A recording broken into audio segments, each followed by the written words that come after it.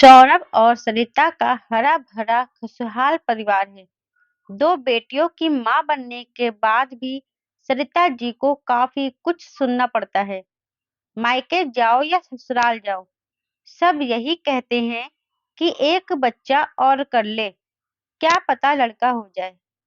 क्योंकि दोनों बेटियां तो शादी के बाद ससुराल चली जाएंगी, फिर यहाँ दोनों तुम्हारी सेवा करने थोड़ी आएंगी।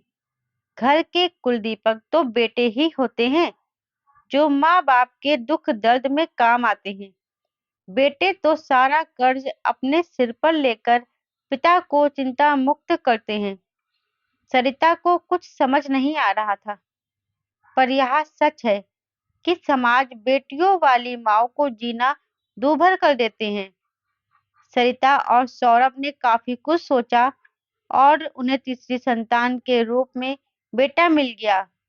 बेटा होने के बाद पूरे परिवार में खुशियां छा गई और सभी रिश्तेदार बधाई देने लगे। सौरभ ने बड़ी सी पार्टी दी, सब आए और चले गए। उन्होंने अपनी माँ को रोकना चाहा, आप तो कुछ दिन रुक जाइए, अभी जूही और रूही भी छोटी हैं, दोनों को सुबह स्कूल भेजना होता है, सुबह से 100 काम होते हैं। देख बेटा, अब तुम दोनों ने मिलकर बच्चे पैदा किए हैं, तो तुम दोनों ही मिलकर संभालो। इन सब कामों से मुझे मुक्त रहने दे। क्या सारी जिंदगी मैं घर ही संभालती रहूंगी? मुझे अपना जीवन भी जीना है। मेरे सखी मंडल ने गांव में कथा रखवाई है, मुझे तो बाहर जाकर साधु संतों की सेवा करनी है। इतना कहकर सौरभ की माँ भी चली गई और सरिता की माँ भी नहीं आ पाई, क्योंकि उनका भी पथरी का ऑपरेशन हुआ था। सौरभ बोला, सब बच्चे के लिए दबाव तो बना लेते हैं, पर संभालने और पालने कोई नहीं आता है। और अब तो हमारा खर्च भी बढ़ जाएगा। इस जमाने में लोग एक ही बच्चा करते हैं, हमने तो तीन तीन बच्चे कर लिए। सरिता बोलती है, आप यूं ही चिंता करते हो, सब अपना नसीब लेकर आती हैं। अब बेटियां तो ब्याह कर अपने घर चली जाएंगी, लेकिन बेटा तो हमारे पास रहेगा। और रही बात इनकी पढ़ाई की, तो आजकल बैंक वाले बड़ा कर्ज दे देते हैं। मुझे यकीन है कि हमारा बेटा बड़ा होकर हमारा सभी कर्ज उतार देगा। हमें तो भगवान को धन्यवाद देना चाहिए कि उन्होंने हमें बेटा दिया है। आप सब कुछ भूलकर उनकी परवरिश में लग जाइए, हम दोनों मिलकर सब कर लेंगे। अपनी पत्नी का सकारात्मक नजरिया देखकर सौरभ भी उत्साहित हो गया था। सौरभ की एक प्राइवेट कंपनी में नौकरी थी, वह उसी से घर चला रहा था। दोनों बेटियां पढ़ने में बहुत होशियार थी, उन्हें आगे चलकर डॉक्टर और इंजीनियर बनना था। पर सौरभ की इतनी अच्छा तनख्वाह नहीं थी, वह तो वैसे भी बड़ी मुश्किल से इस महंगाई के जमाने में तीनों बच्चों के स्कूल के फीस, रहन सहन और खान पान का खर्च उठा रहा था। शेविंग के नाम पर कुछ नहीं बचता था। दोनों बेटियां और बेटे स्कूल के बाद कॉलेज में आ गए थे। बड़ी बेटी जूही बचपन से डॉक्टर बनना चाहती थी। डॉक्टर की पढ़ाई, कोचिंग और कॉलेज की फीस के लिए बहुत पैसा चाहिए था। सौरभ ने बैंक से कर्ज ले लिया था। वही छोटी बेटी रूही इंजीनियर बनना चाहती थी। उसकी पढ़ाई भी सस्ती नहीं थी। सौरभ जैसे तैसे करके उसकी पढ़ाई के लिए भी कर्ज ले लिया। दोनों बेटियां कुछ सालों बाद डॉक्टर और इंजीनियर बन गईं। दोनों के अच्छे पैकेज पर नौकरी लग गई। सबसे छोटा बेटा रोहन भी आर्किटेक्ट बन गया था। उसकी पढ़ाई के लिए उन्होंने घर गिरवी रख दिया था। सरिता और सौरभ बहुत खुश थे, क्योंकि उनके तीनों बच्चे अपने पैरों पर खड़े हो गए थे। अब उनकी शादी की बारी थी, तो जूही ने डॉक्टर को पसंद किया और साधारण शादी कर ली, क्योंकि वह अपने मम्मी पापा को और कर्ज तले नहीं दबाना चाहती थी। उनका बड़ा दामाद डॉक्टर था और दहेज के खिलाफ था।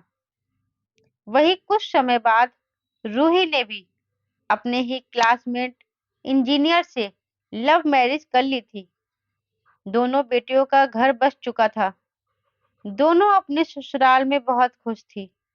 सौरभ और सरिता भी खुश तो थे, लेकिन उनके ऊपर भी भारी कर्ज था और उन्हें उम्मीद थी कि अब रोहन उनका सारा कर्ज चुका लेगा। इंसान के सर पर कर्ज हो तो उसकी नींद खराब हो जाती है। यही हाल हो रहा था सौरभ का। कर्ज चुकाने का समय आ गया था और घर भी कब तक गिरवी रखते। बुढ़ापे में अपने सर छुपाने के लिए एक छत तो चाहिए थी।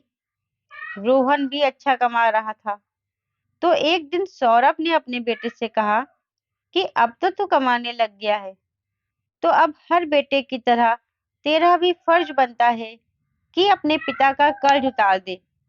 बाद में तेरी भी शादी हो जाएगी और तेरा अपना परिवार हो जाएगा, तो परेशानी होगी। बेटा, ये कर्ज का बोझ मुझसे और नहीं सहा जाता है। मैं भी अब चैन की नींद सोना चाहता हूँ। पापा, अभी तो मैंने कमाना शुरू किया है। बचपन से हर चीज के लिए तरसा हूँ। मैंने कभी अपनी इच्छाएं पूरी नहीं की। मुझे भी दोस्तों के साथ घूमने जाना है, मौज मस्ती करनी है, नए नए ब्रांडेड कपड़े पहनने हैं। मेरी अपनी भी कोई जिंदगी है। मैं इतनी सी उम्र में कर्ज का बोझ अपने सर ले लूंगा तो मेरी तो जिंदगी नरक बन जाएगी। मेरे भी कुछ सपने हैं, मुझे उनको पूरा करना है। सुबह से शाम तक ऑफिस में जी तोड़ मेहनत करो और सारा पैसा कर्ज का मूल और ब्याज उतारने में झोंक दो। नहीं पापा, नहीं। मैं अपनी मेहनत की कमाई को इस तरह से बर्बाद नहीं कर सकता हूँ। अपने बेटे के मुंह से ऐसी बात सुनकर वह चुप हो गए। अब वो क्या बहस करते।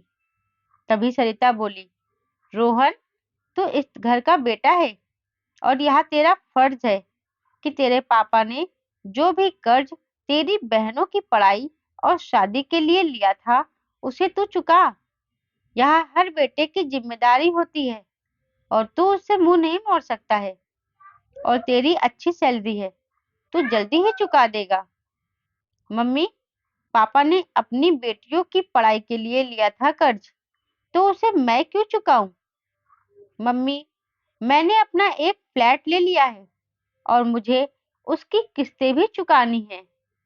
अपने बेटे की बात सुनकर सरिता उसके गाल पर थप्पड़ मार देती है। क्या कहा? अपना फ्लैट ले लिया है और हमें बताया भी नहीं। तेरे पापा और मैंने जो ये घर बनाया था वह गिरवी रखा है, उससे तो पहले छुड़ा लेता। हमारी बेटियां क्या तेरी कुछ नहीं लगती, जो हर साल तेरी कलाई पर राखी बांध तेरी हर परेशानी अपने ऊपर ले लेती हैं। तू कमाने क्या लग गया, हमें आग दिखाने लग गया। तेरी बहनों की पढ़ाई का कर्ज तो हमने बैंक से ले लिया था, पर तेरी पढ़ाई के लिए हमने यह घर गिरवी रख दिया था। क्या उसे छुड़ाने का कोई फर्ज नहीं बनता? रोहन भी चिल्लाकर बोलता है, मेरा कोई फर्ज नहीं बनता है। वह आपकी जिम्मेदारी थी, क्योंकि आप मुझे इस दुनिया में लेकर आए थे। मुझे पैदा क्या कर्ज चुकाने के लिए किया था? सौरभ से रहा नहीं गया। उन्होंने कसकर एक तमाचा रोहन को मारा। तुझे शर्म नहीं आती? अपनी मम्मी से ऐसी बातें करता है। पढ़ाई क्या कर ली, अपने सभी संस्कार भूल गया। तू अब मेरे घर से निकल जा, अपने फ्लैट में जाकर रह ले। रोहन गुस्से में घर से अपना थोड़ा बहुत सामान लेकर चला जाता है। पीछे से सौरभ को सदमा लग जाता है और वह जमीन पर गिर पड़ते हैं। सरिता अस्पताल में फोन करती है। तुरंत एम्बुलेंस से उन्हें अस्पताल ले जाया जाता है। दोनों बेटियां भी दौड़ी चली आती हैं। इन्हें हार्ट अटैक आया था। सही वक्त पर अस्पताल ले आए तो बचा लिया। जूही और रूही दोनों हैरान थे। आखिर अचानक से क्या हो गया? सरिता रोती हुई सारी बातें बताती है। अपने पापा के कर्ज की बात सुनकर उन्हें बड़ा दुख होता है और वह दोनों फैसला करती हैं कि हम पापा का सारा कर्ज उतार देंगे। नहीं, यह तो बेटों का फर्ज होता है। बेटियों से पैसा लूंगी तो समाज रिश्तेदार क्या कहेंगे? मैं पाप की भागी नहीं बन सकती हूँ, सरिता जी ने कहा। ये सुनकर जूही बोलती है, मम्मी, आप किस जमाने में जी रहे हो? हम पापा का कर्ज अपने कमाए गए पैसों से उतारेंगे। इसमें मैं अपने पति और ससुराल वालों से एक भी रुपया नहीं लूंगी। हाँ मम्मी, दीदी सही कह रही हैं। मैं भी बराबर का कर्ज चुकाऊंगी और मैं खुद अच्छा कमाती हूँ। मैं भी अपने पति और ससुराल वालों से एक रुपया नहीं लूंगी। लेकिन मैं तुम दोनों के ससुराल वालों से कभी आंख नहीं मिला पाऊंगी। उनके एहसान के बोझ तले दब जाऊंगी। तुम दोनों के पति और ससुर सास ससुर क्या सोचेंगे? हमने बेटियों से पैसों की मदद ली है। जूही ने फिर से कहा, मम्मी, आप हमसे पैसों की मदद नहीं ले रही हैं। हम अपनी मर्जी से वह पैसा चुका रहे हैं जो पापा ने हमारी पढ़ाई के लिए लिया था। हम खुद अपने पैरों पर खड़े हैं तो हमें ससुराल की कोई जरूरत नहीं है, दोनों ने एक साथ कहा। तभी सौरभ को होश आ जाता है और अपनी बेटियों को अपने सामने देख उन्हें तसल्ली मिलती है। वो अभी ज्यादा बोल नहीं पा रहे थे, पर उनके चेहरे पर परेशानी साफ साफ दिखाई दे रही थी कि अब तो बेटे ने भी मना कर दिया तो वह अपना कर्ज कैसे चुकाएंगे। तभी जूही बोली, पापा, आप कोई भी चिंता मत करिए। मैं आपको इस तरह चिंता में नहीं देख सकती हूँ। आप जल्दी से ठीक हो जाइए। मैं और रूही मिलकर सब ठीक कर देंगे। अभी तो आपको बहुत दिन तक जीना है और मैं आपको आज बता रही हूँ पापा कि मैं माँ बनने वाली हूँ। आपको अपने नाती नातिन के साथ खेलने के लिए जल्दी से स्वस्थ होना है। जूही रूंघते गले से बोलती है। तभी रूही भी बोलती है, पापा, दीदी सही कह रही हैं। हम दोनों मिलकर सब ठीक कर देंगे। आपने इतनी मेहनत से हमें पढ़ाया है और इस काबिल बनाया है कि हम आज दोनों कमा रहे हैं। आपने हमें कभी कोई कमी महसूस नहीं होने दी। बेटे बेटी में आपने कोई फर्क नहीं किया, तो आज भी मत करिएगा। हम बेटी हैं तो क्या हुआ, फर्ज तो वह भी पूरा कर सकती हैं। मम्मी और आपने जीवन भर हम लोगों के लिए बहुत किया है। अब हमारी बारी है। दोनों उनको दिलासा देकर बाहर आ जाती हैं और अपने ससुराल फोन करती हैं। जूही के पति काफी समझदार होते हैं तो वह तुरंत हामी भर देते हैं और रूही के पति भी मान जाते हैं। उसे खुशी होती है कि वो अपने मम्मी पापा के लिए कुछ कर रही हैं। 3 दिन बाद उनको छुट्टी मिल जाती है और वह घर आ जाते हैं।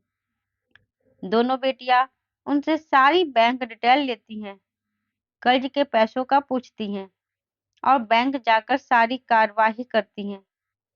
सप्ताह भर में ही वह दोनों मिलकर बैंक का कर्ज चुका देती हैं। दीदी, हमने तो सिर्फ बैंक का कर्ज चुकाया है, पर अभी पापा का यह घर भी गिरवी पड़ा है, रूही बोलती है। मम्मी पापा को तो इसी घर में रहना है और अपनी आंखों के सामने वह प्यार से सजाए इस घर को छोड़ नहीं पाएंगे। हाँ, पर हमारी तो सारी सेविंग खत्म हो गई है। मैं सोच रही हूँ कि अब मैं इनसे बात करती हूँ, जूही बोली। नहीं दीदी, हम अपने ससुराल वालों से कोई मदद नहीं लेंगे। मैं सोच रही हूँ कि हम दोनों मिलकर बैंक से कर्ज लेंगे और पापा के घर के कागजात छुड़ा लेंगे और हम दोनों मिलकर हर महीने आधी आधी किस्त जमा करवा देंगे। हम दोनों कमाते हैं तो हर महीने इतने रुपए तो आसानी से निकल जाएंगे। दोनों की बातें सरिता सुन लेती है। उनकी आंखें भर आती है उनकी आंखें भर आती है। वह सारी बातें अपने पति को बता देती है। वह कहते हैं, सरिता, हमने बेकार ही बेटे का लालच किया है। हमारे दोनों बेटियां ही हमारा सहारा हैं। फिर एक दिन जूही और रूही ने अपने मम्मी पापा को घर के कागजात सौंप दिए और अपना फर्ज पूरा किया। उन्होंने भी कोर्ट के वकील से सलाह की और लिखा पढ़ाई की कि हम दोनों के जाने के बाद ये घर मेरी दोनों बेटियों के नाम हो जाएगा। दोनों बराबर मिलकर हिस्सा ले लेंगी।